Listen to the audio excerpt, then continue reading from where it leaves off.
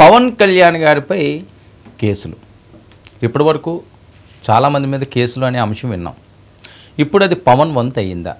గతంలో ఏదైతే వాలంటీర్స్ అంశం ఉన్నదో, వాలంటీర్స్ ఏదో హ్యూమన్ ట్రాఫికింగ్ చేస్తున్నారు, అది చేస్తున్నాడు, ఇది చేస్తున్నాడని ఎన్నికలకు ముందు పెద్ద ఎత్తున రచ్చగలిగిన నేపథ్యం, రచ్చ చేసిన పరిస్థితి. ఆ పరిస్థితుల్లో అప్పుడు వచ్చిన టాక్ ఏంటంటే అనవసరంగా ఈయన టచ్ చేశారు పవన్ కళ్యాణ్ గారు వాళ్ళందరూ కూడా వైఎస్ఆర్సీపీకి అండగా ఉంటారు, గ్రామాల్లోనే కూడా విస్తరించి ఉన్నారు కాబట్టి ఆ ఓట్ బ్యాంక్ అంతా పోతుందేమో అని చెప్పి చాలామంది. అయినప్పటికీ కూడా ఆయనకి తెలిసిన ఇన్ఫర్మేషన్ ఏదైతే ఉన్నదో దాన్ని యథావిధిగా ఆయన ప్రజల ముందు ఉంచారు పవన్ కళ్యాణ్ గారు. అందులో ఏం దాచుకోలేదు. ఇది నిజమా అబద్ధమా అని తర్వాత అంశం.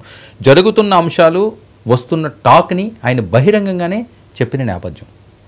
మరి అలాంటి పరిస్థితుల్లో ఆయన మీద కేసు అనే అంశం, అమరావతిపై పవన్ కళ్యాణ్ గారిపై గతంలో నమోదైన కేసును ఇప్పుడు ఏం చేసిందని కోర్టు ఎత్తివేసింది. వాలంటీర్లపై పవన్ అనుచిత వ్యాఖ్యలు చేశారని చెప్పి అప్పట్లో కేసు నమోదైనట్టు 2023లో గుంటూరు పీపీ ఫిర్యాదుతో ఈ కేసు నమోదు అవ్వడం జరిగింది. అయితే విచారణలో తాము ఫిర్యాదు చేయలేదన్న వాలంటీర్లు పవన్ కళ్యాణ్పై అభియోగాలని తొలగిస్తూ గుంటూరు స్పెషల్ కోర్టు న్యాయమూర్తులు ఉత్తర్వులు ఇవ్వడం జరిగింది. ఇది జరిగిన అంశం. ఒక పక్క ఆ కేసు పోతే ఇప్పుడు మహారాష్ట్రలో ప్రచారంలో భాగంగా పవన్ కళ్యాణ్ గారు చేసిన వ్యాఖ్యలపై మరొక కేసు నమోదైంది. అంటే టార్గెట్ పవన్గా వెళ్తున్నారా? ఒకవేళ నిజంగా అదే జరిగి పవన్ను టచ్ చేస్తే ఏం జరుగుతుంది? వేరే చెప్పాల్సిన అవసరం లేదు.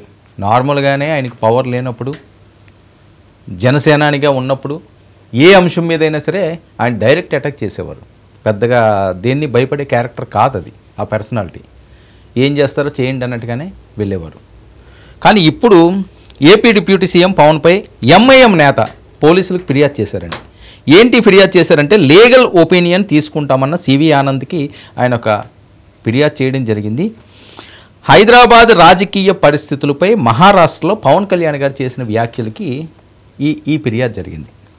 గతంలో అక్బరుద్దీన్ చేసిన వ్యాఖ్యలపై దేశవ్యాప్తంగా దుమారం రేగింది. అది అందరికీ తెలిసిన అంశమే. పోలీసులు 15 నిమిషాలు కళ్ళు మూసుకుంటే తామేంటో చూపిస్తామని ఆయన చేసిన కామెంట్స్ ఇప్పటికీ కూడా ఎవరూ మర్చిపోలేంది. సో ఎవరు చేసినా ఇలాంటి వ్యాఖ్యలు అన్నది చాలా సీరియస్ వ్యాఖ్యలు, రెచ్చగొట్టే ధోరణి. 15 నిమిషాలు పోలీసులు కళ్ళు మూసుకుంటే ఏం చేస్తారండి? చంపేస్తారా? ఏం చేస్తారు? ఎందుకు అలాంటి వ్యాఖ్యలు చేయడం? ఆ రకంగా రాజకీయాల్ని రాజకీయ పరంగా ఎవరైనా మాట్లాడుకోవచ్చు. అది అక్బరుద్దీన్ గారు అవనియండి, పవన్ కళ్యాణ్ గారు అవనియండి, నేను చాలాసార్లు చెప్పాను, చంద్రబాబు గారైనా, మోదీ గారైనా, ఎవరైనా ప్రజాస్వామ్యంలో ఎంత గొప్పవారైనా అదుపు చేసుకోవాలి మాట తీరు. నోరు మంచిదైతే ఊరు మంచిదవుతుందని ఎందుకంటారు పెద్దలు? ఏదో లబ్ధి కోసమో, ఏదో అంశాల కోసమో ఆవేశపూరితంగా తమ ఉనికి చాటుకోవడానికి, తన పవర్ ఏంటో చెప్పుకోవడానికి ప్రజల్లోకి వెళ్ళిపోయి అడావడి చేయనవసరం లేదు. ఈ రకంగా రెచ్చగొట్టే విషయాలు చేయకూడదు. ఎందుకంటే ప్రజాస్వామ్యంలో మీకంటూ ఒక పేజీ ఉంది. ఆ పేజీని ఈ రకంగా మలుచుకుని అది వేరే రకంగా డైవర్ట్ అయ్యే విధంగా చేసుకుంటే చాలా ప్రాబ్లం అయ్యే పరిస్థితి. సో అలాంటి జోలికి వేయకూడదు. ఈ చేసిన వ్యాఖ్యలు ఏంటంటే ఈ అంశాన్ని మరోసారి పవన్ కళ్యాణ్ గారు గుర్తు చేసినట్లు ఆయన మీద ఇప్పుడు కేసు పెట్టమని చెప్పి సిపికి వెళ్ళింది. సో ఆయన లీగల్ ఒపీనియన్ తీసుకుంటే అది ఏంటన్నది చూస్తున్నారు. ఒక పక్క వైసీపీ, మరో పక్క ఎంఐఎం ఎందుకు పవన్ కళ్యాణ్ గారిని టార్గెట్ చేస్తుంది? ఒకవేళ ఇవి కేసులు అయితే పరిస్థితి ఏంటి? ఎందుకంటే జనసేనలో ఆనందం ఉంటుంది. మనతో పాటుగా లీగల్ ఒపీనియన్ అందించడానికి హైకోర్టు అడ్వకేట్ శాంతి ప్రసాద్ గారు లైవ్లో ఉన్నారు. శాంతి ప్రసాద్ గారు నమస్తే. నమస్తే వర్మ గారు, మీకు సార్, ఏదైతే వాలంటీర్లపై అనుచిత వ్యాఖ్యలు పవన్ కళ్యాణ్ గారు చేశారని ఎన్నికలకు ముందు చాలా పెద్ద ఎత్తున ప్రచారం జరిగిన అంశం, కానీ ఈరోజు దాన్ని ఆ కేసును ఎత్తివేసింది కోర్టు. ఏంటి ఇందులో ఉన్న అంశాలు ఏంటి, సెక్షన్లు ఏంటి, ఎందుకు ఎత్తేసినట్టు? వాలంటీర్లు కూడా అప్పట్లో ఆందోళన చేశారు, హడావడి చేశారు అన్నారు. అసలు మేము కేసే పెట్టలేదని వాళ్ళు అనడం ఏంటి? అసలు ఇన్సైడ్ ఏం జరిగింది? 9/7/2023 వారాహి యాత్రలో పవన్ కళ్యాణ్ గారు నాడున్న వాలంటరీ వ్యవస్థ మీద వారి ద్వారా సేకరించుకున్న సమాచారం వల్ల మహిళలు అదృశ్యమవుతున్నారు. గత 5 సంవత్సరాల జగన్రెడ్డి పాలనలో దగ్గర 30,000 మంది మహిళలు అదృశ్యమయ్యారు. వారిలో కొంతమంది హ్యూమన్ ట్రాఫికింగ్ కూడా జరిగింది అనే మాట చెప్పలేదు. అంటే అక్రమ రవాణా కూడా జరిగింది అనేది వాళ్ళని వేరుగా వాడే దానికి. తర్వాత అదే స్టేట్మెంట్ కేంద్ర హోంశాఖ సహాయ మంత్రి కూడా పార్లమెంట్ లో ధృవీకరించారు, పార్లమెంట్ లో ఒక ప్రకటన ద్వారా. కాబట్టి పవన్ కళ్యాణ్ గారి స్టేట్మెంట్ వ్యాలిడ్ అనేది పార్లమెంట్ వచ్చిన సమాధానం ద్వారా, కేంద్ర ప్రభుత్వం సమాధానం ద్వారా మనందరికీ స్పష్టమైంది. వీరిద్దరికి సమాచారం ఎక్కడి నుంచి వస్తుంది? రాష్ట్రంలో ఉన్న అన్ని జిల్లాల నుంచి DCRP దగ్గర నుంచి వచ్చే సమాచారం. ఈ DCRP దగ్గర నుంచి వస్తే పోలీస్ స్టేషన్ లో నమోదైన కేసుకు సంబంధించిన సమాచారం జిల్లా క్రైమ్ రిపోర్ట్ వెళ్తుంది బోర్డుకి, అక్కడ నుంచి స్టేట్ క్రైమ్ బోర్డుకి వెళ్తుంది, అక్కడ నుంచి జాతీయ క్రైమ్ బోర్డుకి వెళ్తుంది. దాని ద్వారా తీసుకున్న సమాచారాన్ని పవన్ కళ్యాణ్ గారు చెప్పారు తప్ప ఆయన ఎక్కడ అబద్ధాలు వర్తించారు.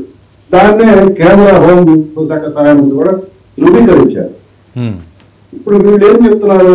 మొన్న అసెంబ్లీలో హోంమంత్రి గారు 34 మంది మహిళలే హ్యూమన్ ట్రాఫికింగ్, పవన్ కళ్యాణ్ గారు చెప్పింది 30,000 మంది మహిళలు అదృశ్యం అని చెప్పారు తప్ప వాళ్ళందరూ కూడా వ్యభిచార కోపంలో నెట్టారని చెప్పలేదు ఎక్కడ. వీళ్ళు తప్పుడు భాషలు చెప్తున్నారు. ఓకే. అయితే ఇక్కడ ఇంకొక ట్విస్ట్ ఏంటంటే, ఆ రోజు వాలంటీర్ వ్యవస్థ ద్వారా మహిళా వాలంటీర్లు కించపరిచారని వైసీపీ జగన్ రెడ్డి అండ్ బ్యాచ్ వాళ్ళు విపరీతంగా రెచ్చగొట్టారు. డిబేట్ లో కూడా విపరీతంగా వ్యాఖ్యానాలు చేశారు, ఇప్పటికీ చేస్తూనే ఉన్నారు.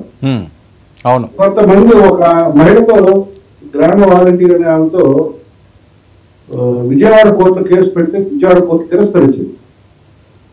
ఇది నీకు ఏ రకంగా భంగం జరిగింది, కీర్తిగా భంగం జరిగింది, నీ పరువు ఏ రకంగా పోయింది, నీ పేరు పెట్టి తెరవలేదు కదా, పలకలేదు కదా అని చెప్పేటప్పటికి ఆ కేసు వాళ్ళు ఎత్తుకేస్తారు. కానీ తర్వాత ఏమైందంటే 27/2023 జగన్ రెడ్డి ప్రభుత్వం ఒక జీవో విడుదల చేసింది.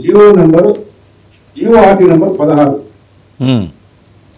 డిపార్ట్మెంట్ ఆఫ్ గ్రామ volunteers / ward volunteers and village secretaries / village secretaries, ward secretaries 27/23. దాని ద్వారా పవన్ కళ్యాణ్ గారిని కేసు పెట్టమని సెక్షన్ 498, 500 ఆఫ్ IPC అంటే పరువు నష్టం కింద 10వ తారీఖు నాడు ఈనాడు పేపర్ వచ్చిందంట. మహిళల అదృశ్యానికి వాలంటీర్లే కారణం హెడ్డింగ్ తోను. తర్వాత ఆంధ్రజ్యోతిలో వచ్చిందంట 10వ తారీఖు నాడు మహిళలపై వాలంటీర్ల వల్ల రాష్ట్రంలో 29,000 మంది అతివల అదృశ్యం. ఈ యొక్క హెడ్డింగ్ ద్వారా వచ్చిన వార్తలు, తద్వారా ఏలూరు వారాహయాత్ర చేసిన ఆ ప్రసంగం మీద పవన్ కళ్యాణ్ గారి మీద కేసు పెట్టమని నాడు పబ్లిక్ ప్రాసిక్యూటర్ గారికి అనుమతిస్తూ రాష్ట్ర ప్రభుత్వం జీవో జారీ చేసింది. ఆ జీవో ఆధారంగా చాలా కేసులు పెట్టలేదు. మాలాంటి వాళ్ళు కూడా కొన్ని డిబేట్లు ఛాలెంజ్ చేశారు.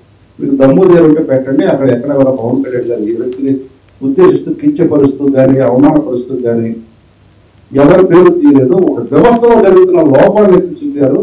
వ్యవస్థలో ఉన్న లోపాలు ఎత్తి చూపటం ఏ నాయకుడికైనా సరే బాధ్యత అని వాళ్ళు ఛాలెంజ్ చేశాము.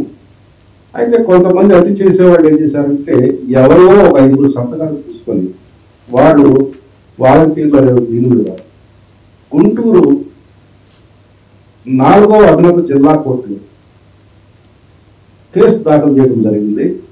ఆ కేసులో కూడాను CC నంబర్ 2/24 నమోదైంది. 25/3/24 మొదటిసారి ఆ కేసు ఆ కోర్టు వారు వినడం జరిగింది. మొన్న 18/11/2024 కేసును కొట్టివేయడం జరిగింది. ఓకే. ఆ కేసులో ఏం జరిగిందంటే, ఎవరైతే వాలంటీర్ల పేరుతో అక్కడ కేసు పెట్టబట్టి చెప్పబడిందో ఆ 5 కోర్టుకు వచ్చి అసలు ఈ కేసును మేము పెట్టలేదు, ఈ కేసులో మేము ఎక్కడ దాఖలు చేయలేదు, మా పేరుతో దాఖలు చేసి పెట్టారు, దీనికి మాకు ఎటువంటి సంబంధం లేదు. శాంతిప్రసాద్ గారు, ఇక్కడ చిన్న డౌట్, అలా చేయొచ్చా? ఎవరో పేరు పెట్టేసి ఇప్పుడు మీ పేరే ఉంది, మీకు సంబంధం లేదు, మీ పేరు పెట్టి చేయడానికి ఎటువంటి ఆధారాలు లేదా ఆధార్ కార్డు ఆ ప్రూఫ్స్ అదేం తీసుకోదా FIR నమోదు చేసినప్పుడు?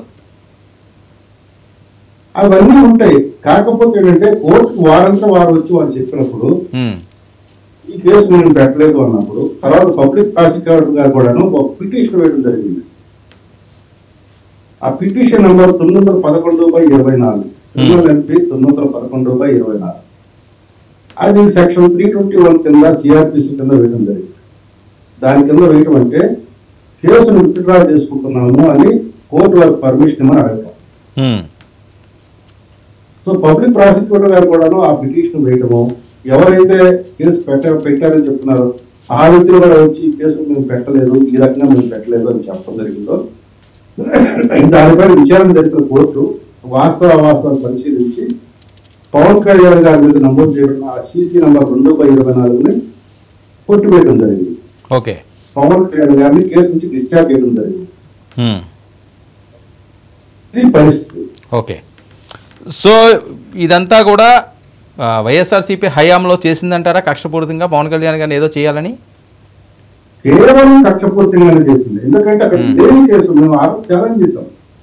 ఒక వ్యవస్థలో జరుగుతున్న తప్పుల్ని ఎత్తి చూపడం అనేది ప్రజాస్వామ్యంలో ఒక ప్రక్రియ. ప్రతిపక్ష పార్టీలు ముఖ్యంగా దాన్ని ఎత్తి చూపాల్సిన బాధ్యత కూడా ఉంటుంది. పవన్ కళ్యాణ్ గారు కూడా ఎత్తి చూపింది నువ్వు నోటి మాటలతో మాట్లాడలేదు, ఒక authenticated record, okay, crime bureau దగ్గర ఉన్న రికార్డు. అదే రికార్డుని నొక్కి ఒక్కడించే కదా పార్లమెంట్ లో కేంద్ర సహాయ మంత్రి హోంశాఖ